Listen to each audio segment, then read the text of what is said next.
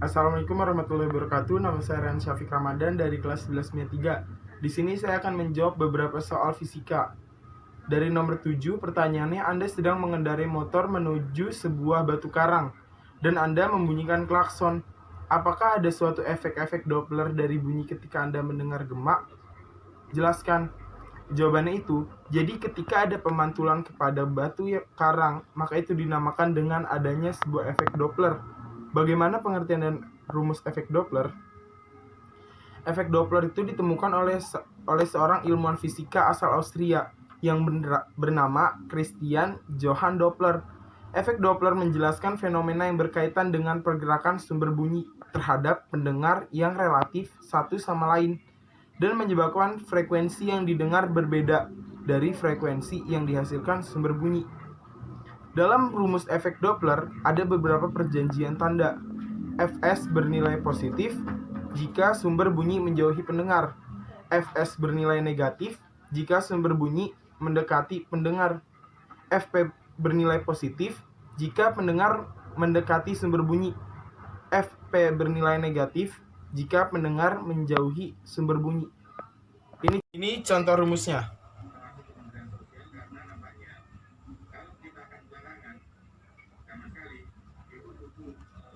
Ya, selanjutnya nomor 8. Bagaimana cara menggandakan cepat rambat gelombang transversal dalam senar terentang? Jawabannya, menurut Melde, kecepatan rambat gelombang transversal pada senar V sama dengan akar F per mu, dengan mu sama dengan M per L. V-nya kecepatan rambat gelombang, F gaya tegangan tali, mu-nya massa jenis linear sama dengan massa setiap satuan panjang, M-nya massa tali, L-nya panjang tali. Terlihat, kecepatan rambat gelombang 1 berbanding lurus dengan akar gaya tegangan tali. Kedua, berbanding terbalik dengan massa jenis linear tali. Agar kecepatan rambat berlipat 2, yang pertama, beri gaya tegangan 4 kali semula atau 4F. Yang kedua, gunakan tali dengan massa jenis linear yang lebih kecil 1/4 kali semula. Pertanyaan nomor 9. Bagaimana cara menghasilkan frekuensi nada dasar yang lebih rendah pada gitar? Jawabannya, tinggi rendah nada tergantung pada besar kecilnya frekuensi, sedangkan kuat suatu nada tergantung amplitudo. Jika ingin menghasilkan nada yang lebih rendah pada gitar, maka memperendah amplitudonya. Untuk itu, senar gitar dipetik perlahan, sehingga menghasilkan nada yang rendah. Yang pertama, memanjangkan senar gitar. Yang kedua, mengubah senar dengan massa jenis yang berbeda. Dan yang ketiga, mengurangi tegangan pada senar. Ya, selanjutnya menjawab pertanyaan nomor 10. Pertanyaannya, mengapa jika Anda memetik senar gitar yang bawah, suaranya lebih nyaring daripada ketika Anda memetik senar yang atas?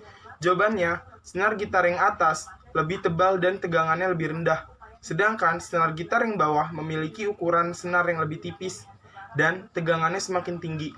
Karena perbedaan besar penampang dan tingginya, tegangan yang membuat suara senar atas dengan senar bawah berbeda. Semakin tipis senar dan semakin tinggi tegangan senar, maka frekuensi bunyi yang dihasilkan juga semakin nyaring. Ya, selanjutnya pertanyaan nomor 11. Amplitudo suatu gelombang digandakan. Jika tidak ada redaman energi, bagaimana pengaruhnya terhadap aliran energi gelombang?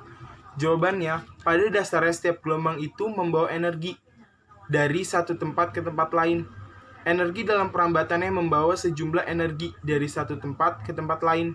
Energi itu dipindahkan sebagai energi getar antar partikel medium perambatnya, sehingga energi yang dimiliki setiap partikel adalah E sama dengan 1/2 Ka pangkat 2, dengan A adalah amplitudo. Ketika amplitudo digandakan itu sebanding dengan energi yang dibawanya, ketika tidak ada rambatan energi, maka dia tidak akan sebanding. Ya, selanjutnya pertanyaan nomor 12. Bagaimana perubahan amplitudo dan intensitas gelombang gempa dalam kurung muka gelombang berbentuk bola jika jarak dari sumber digandakan? Jawabannya, intensitas gelombang itu sendiri adalah daya gelombang yang dibawa melalui bidang seluas satu satuan yang tegak lurus terhadap aliran energi.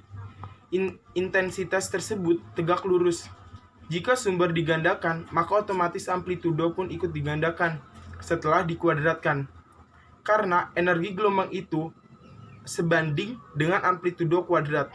Jadi, ketika sumber digandakan, maka amplitudo juga semakin besar.